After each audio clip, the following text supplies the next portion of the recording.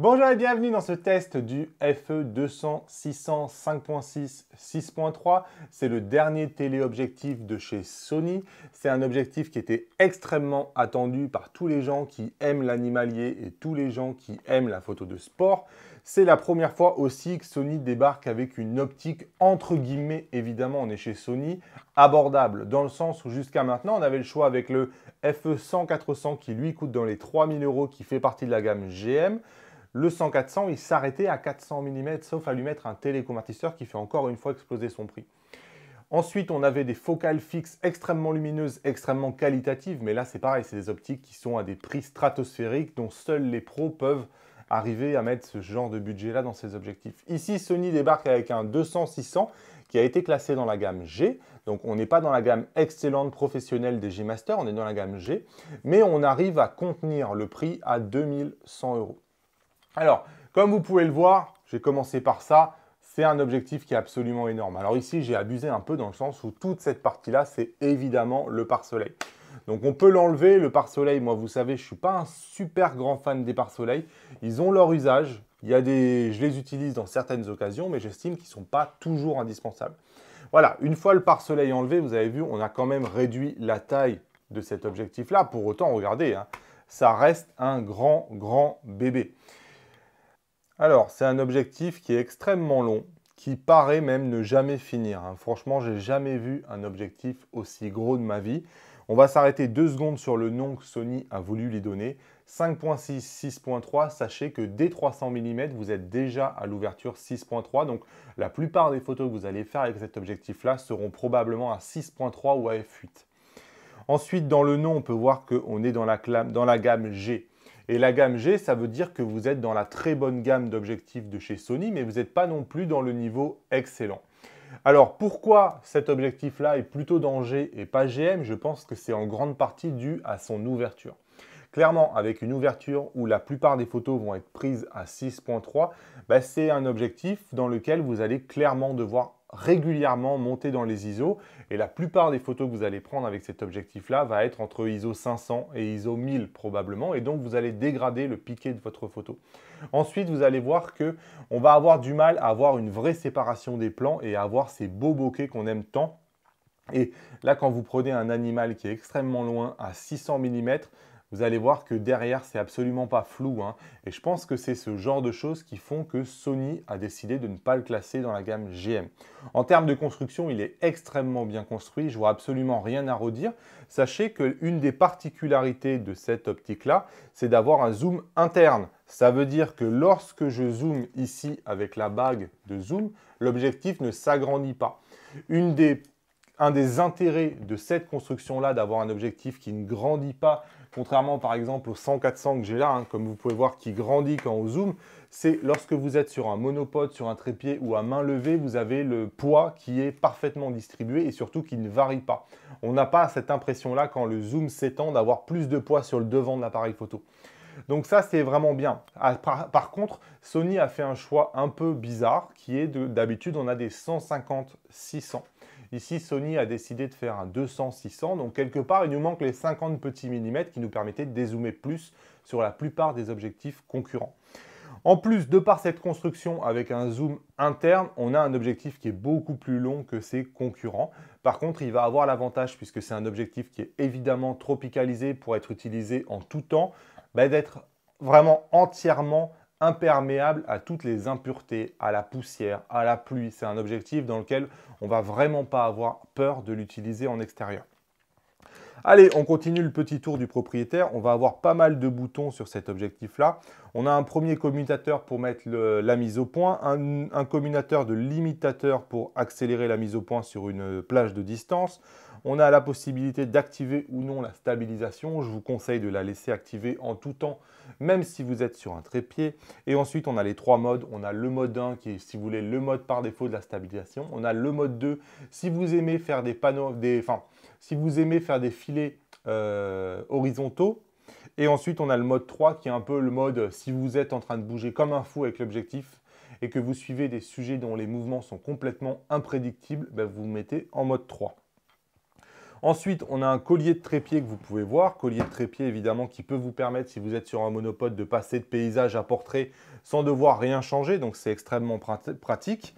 On a ici des petites attaches des deux côtés qui vont vous permettre de mettre des liens, par exemple pour attacher une bandoulière. Là aussi, on voit que Sony a pensé à tout. On a un collier, un pied ici pour le trépied qui peut s'enlever avec deux prises selon où est-ce que vous voulez le mettre, sur un plateau rapide ou plutôt directement sur un trépied. Bref, tout ça est extrêmement bien construit.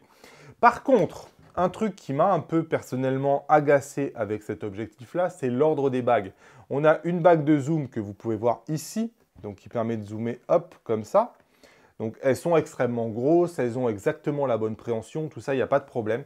Pour autant, on a la bague de zoom qui est devant et ici la bague de mise au point qui est derrière. D'habitude, ce n'est pas comme ça que les objectifs sont faits. Et on a généralement la bague de mise au point qui est plutôt la bague qui est au bout ici de l'objectif. Et ici, elle est extrêmement proche et en plus, comme vous pouvez voir, elle est à la position du trépied. Et moi, j'ai essayé plusieurs fois de décider de faire la mise au point tout seul parce que quand vous testez notamment le Sony A7R4, vous avez besoin d'une mise au point qui est tellement précise que même le plus petit des collimateurs est encore trop grand selon où vous faites la mise au point. Et en fait, je me suis retrouvé souvent à buter sur ce collier-là et pas arriver à la prendre de manière confortable parce que j'avais ça qui me gênait un peu. Donc de même que je préfère toujours avoir la bague de mise au point là. Quand vous n'avez pas forcément justement l'objectif sur un monopode ou sur un trépied, vous avez tendance à avoir envie de soutenir le poids de cet objectif-là le plus loin possible. Clairement, j'ai envie de mettre la main par là. Et prendre des photos en faisant la mise au point manuellement et en ayant la main aussi proche de l'appareil photo, c'est clairement une position dans laquelle je n'ai pas du tout été à l'aise. Et clairement, c'est un objectif dont ça ne me viendrait même pas à l'idée d'essayer de l'utiliser en photo parce que de par la position de sa bague et compagnie, je trouve que c'est vraiment pas agréable. Ensuite, on a évidemment les boutons personnalisés. Donc, on a un bouton personnalisé qu'on va retrouver à 3 positions. Donc, quelle que soit la position dans laquelle vous êtes en train de faire des photos avec cet appareil photo-là, vous avez ce bouton-là que vous pouvez personnaliser qui est facilement accessible. Ensuite, on a une taille de filtre de 95 mm. Et comme vous pouvez voir, on a une distance de mise au point de 2,4 mètres. Donc, c'est un énorme bébé, hein, comme vous pouvez voir vraiment. Sur ce plan-là, on se rend compte à quel point c'est énorme comme bébé. Alors, on va maintenant parler des qualités optiques de cet objectif. Les qualités optiques, je ne vais pas avoir grand-chose à vous dire. C'est pour moi absolument exceptionnel. C'est un objectif où, franchement, tout ce qu'on peut parler au niveau optique est vraiment du niveau d'un GM pour moi. C'est-à-dire que c'est un objectif qui va être capable d'avaler les 61 millions de pixels du Sony A7R4.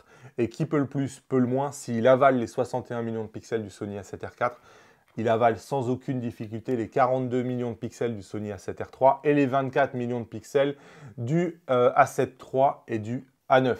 Donc vraiment, super travail de chez Sony. Idem pour l'autofocus. Même un A9, il arrive à suivre le A9. Donc le A9 fait la mise au point extrêmement rapidement. Il suit très très bien son sujet et tout est 100% net. Vraiment, il n'y a aucun problème. Il n'y a pas de décalage, il n'y a pas de lenteur. Le seul appareil sur lequel j'ai eu un peu plus de mal, c'est le Sony A7R3 parce que c'est le Sony A7R3 qui a une technologie de mise au point qui est un peu moins bonne que ses successeurs. Et donc, effectivement, c'est le capteur qui limite un peu les performances de l'autofocus. Mais pour autant, sur les autres A7 III notamment et A7R4 et A9, on a un autofocus qui est purement parfait et il n'y a pas grand-chose à redire. De même, sur les aberrations chromatiques, au mieux, on peut trouver un léger vignettage. Mais bon, sur ce genre de photo qui est l'animalier ou l'action, généralement notre sujet est vers le centre et le vignettage met plutôt en valeur notre sujet qu'autre chose. C'est généralement même quelque chose qu'on va rajouter en post-traitement, donc ça ne m'a pas du tout gêné personnellement. Je n'ai pas vu non plus d'aberration particulièrement gênante ou de flair, vraiment c'est quelque chose qui réagit extrêmement bien, avec ou sans pare-soleil d'ailleurs. Alors on va regarder quelques photos, mais de manière générale, je ne vais pas avoir grand-chose à vous montrer. Ici, je suis sur un A7R4 à 400 mm, à 6.3, ISO 320. Donc ici, c'est un sujet qui est extrêmement fixe, qui ne bouge pas. On a l'impression qu'il bouge, mais en fait, il ne bouge pas. Et regardez le piqué qui est délivré. Je suis à 61 millions de pixels. Il arrive à me donner une image qui, lorsque je zoome à 100%, est d'une netteté éblouissante alors que mon sujet et extrêmement loin. Donc vraiment, un objectif de grande qualité. Pour autant, sur le Sony A7R4, en fait, ce qui va vraiment changer, ça va être la vitesse d'obturation. C'est quelque chose que j'ai remarqué quand j'ai fait le test du Sony A7R4. Je vous ai dit que j'étais plutôt partagé sur le 200-600. Et en fait, je me suis rendu compte que c'était mes vitesses d'obturation qui n'étaient pas suffisamment élevées. C'est un objectif où vous êtes à 600 mm. Vous essayez d'avoir une résolution ahurissante de 61 millions de pixels. Vous avez intérêt à avoir une vitesse extrêmement rapide. Si votre sujet il est purement immobile, la vitesse minimale que je vous conseille, c'est aux alentours de 1/800e, 1/1000e de seconde. Et s'il y a le moindre mouvement, il faut que vous soyez au moins à 1/2000e ou à 1/2500e de seconde. Tout ça pour arriver à avoir la résolution nécessaire pour le A7R4, mais il en est parfaitement capable. Le problème, c'est qu'il va vous falloir une quantité de lumière extrêmement importante et que vous allez peut-être devoir monter dans les ISO, et c'est ça qui va dégrader votre piqué. Ici, je vous montre une photo, toujours pareil. Bon, je l'avais passé en noir et blanc, mais on peut voir à quel point le piqué est bon, hein. Là, je suis à 600 mm sur un flamant rose qui est très très loin. On ne s'en rend pas compte parce que là, on a l'impression qu'il est à côté, mais il est très très loin. On est dans une espèce de petite baraque, un point d'observation, et on a un super piqué sur ce flamant rose. Bref, aucune difficulté. Il en est de même. Non, voilà, il en est de même avec le Sony A7R3. Vraiment aucun problème quand vous zoomez à 100%. C'est absolument parfait dès la grande ouverture. Tout juste un peu de vignetage, on le voit un peu sur cette photo si vous êtes observateur, mais bon, c'est pas gênant. Et ensuite, par contre, ce qui me gêne un peu plus avec cet objectif-là, je l'ai dit lorsque je l'ai présenté, c'est qu'en ayant une ouverture de 6.3, comme vous pouvez voir ici, on a un arrière-plan par rapport à l'ours qui est à 3-4 mètres, et l'arrière-plan, il est quasiment net. C'est-à-dire que certes, on a un petit flou si on zoome à 100%, mais quand on regarde la photo normalement, on se rend compte qu'on a une séparation des plans qui n'est pas très très prononcée, hein. Et c'est pour moi la raison principale que pour laquelle Sony a mis plutôt gamme G que GM. Voilà, ici un exemple avec un cormoran. On va zoomer sur le cormoran. Et vous pouvez clairement lui compter les poils sur la tête. Vraiment, aucun problème. Vraiment une super, super technologie. Idem ici.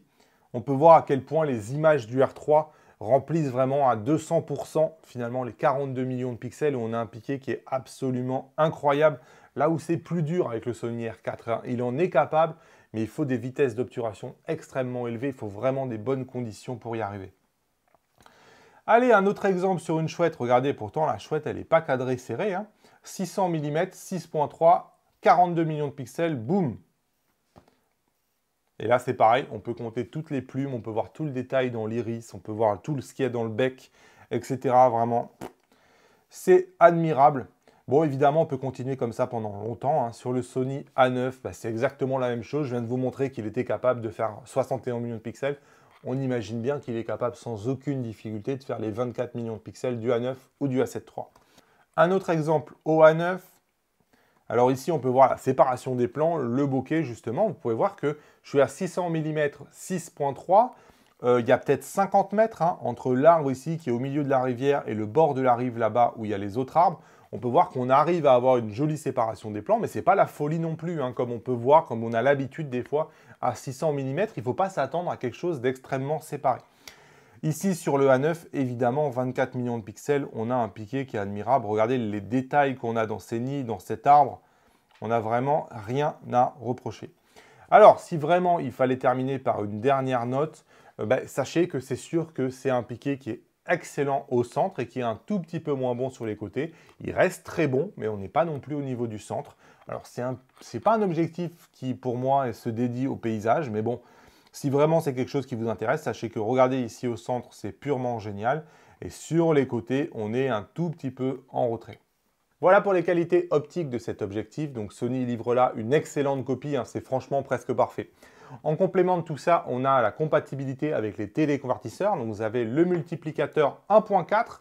Donc multiplicateur 1.4 égale pénalité d'un stop au niveau de l'ouverture. Votre zoom qui était 6.3 devient un zoom f9. Vous ne pourrez pas prendre de photos avec une ouverture plus grande que f9. Donc, sur Sony A7R4, je ne vous le conseille pas du tout. On est déjà aux limites de la résolution de cet objectif. On a 61 millions de pixels. Il vaudra mieux préférez cropper dans votre photo pour agrandir la taille de votre sujet. Si vous mettez un téléconvertisseur, tout ce que vous êtes en train de faire, c'est rendre le piqué beaucoup plus soft. De manière générale, ça sert, enfin en tout cas c'est mon usage, ça sert strictement à rien. Sur Sony A7R III, ça marche plutôt bien le téléconvertisseur, on a une petite dégradation du piqué. Attention, ce qu'il va falloir vraiment faire attention sur le Sony A7R III, c'est aussi une petite dégradation de l'autofocus. Ça va dépendre le genre de sujet que vous voulez photographier, ça peut être rédhibitoire. Ensuite, par contre, sur Sony A7 III ou sur Sony A9, on était à 24 millions de pixels, on a vraiment beaucoup de marge de manœuvre. On peut mettre ce téléconvertisseur 1.4, on voit quasiment pas de dégradation sur le piqué et on voit pas de dégradation non plus sur l'autofocus, donc c'est quelque chose que je peux vous conseiller. Sur le second, qui est un multiplicateur 2 fois, c'est assez simple, je vais vous le déconseiller sur tout, sauf sur le A9, notamment parce que votre zoom 6.3 devient un zoom f13, et en gros, à f13, à part le A9, il n'y a quasiment aucun appareil photo qui est capable de faire une mise au point rapidement. Et pour le genre de sujet qu'on a besoin de suivre quand on est à ce genre de plage focale là, vous allez avoir beaucoup de photos floues, en plus d'une dégradation très conséquente sur votre piqué. Alors sur les 24 millions de pixels du A9, lorsque vous mettez le doubleur, comme vous étiez qu'à 24 millions de pixels, on arrive à avoir une image qui reste convenable avec une mise au point qui est convenable. Donc c'est vraiment le seul sur lequel je peux vous conseiller le doubleur de focale. Allez, juste pour terminer, une petite mention pour le 100-400. Il pourrait être tentant de se dire le 100-400 avec multiplicateur. Je le compare au 200-600. On a des plages focales qui sont un peu similaires. De manière générale, si vous êtes sur 24 millions de pixels, c'est un choix qui effectivement peut se défendre. Vous avez certes une pénalité en ouverture, puisque d'un côté on est à 5.6, 6.3 et de l'autre côté on est à 6.3 f8, mais sur 24 millions de pixels, vous aviez quand même pas mal de marge et finalement on atteint des images qui sont à peu près semblables entre les deux. Pour autant, la différence, ça va vraiment se faire sur les hautes résolutions. Si vous prenez un Sony A7R III ou un Sony A7R IV, le duel est clairement gagné par le 200-600 et on voit une dégradation de l'image qui est assez nette quand même avec le multiplicateur sur le 100-400. Et clairement, on va toujours préférer l'image du 600-400 qui, en plus, a une ouverture plus lumineuse. Donc, on va avoir une vitesse d'obturation plus élevée et donc on va avoir plus de netteté. Bref, le 200-600 va toujours gagner le duel lorsque vous êtes en haute résolution. Il n'y a que vraiment qu'à 24 millions de pixels que le duel peut être assez équilibré. Pour tout le reste, c'est 200-600 quasiment obligatoire. Allez, en conclusion de cette vidéo, on peut dire que Sony a réussi sa copie avec cet objectif-là. Son inconvénient majeur, c'est évidemment sa taille et son poids. Ça va peser lourd dans le sac. Il va probablement falloir investir dans un monopode parce que sinon, vraiment, ça va tirer sur les bras. Pour autant, la qualité optique est là. Quelle que soit la résolution, l'autofocus répond présent et donc on peut dire que c'est du bon travail de la part de Sony. Si vous avez aimé cette vidéo, lâchez-moi les 2 pouces levés vers le haut. Dites-moi en commentaire qu'est-ce que vous avez pensé de cette vidéo. Est-ce que il vous attire ce 200-600 ou est-ce qu'au contraire, c'est rédhibitoire d'avoir un objectif aussi gros? Dites-le en commentaire, ça m'intéresse. Et moi, je vous retrouve bientôt dans une nouvelle vidéo. Salut!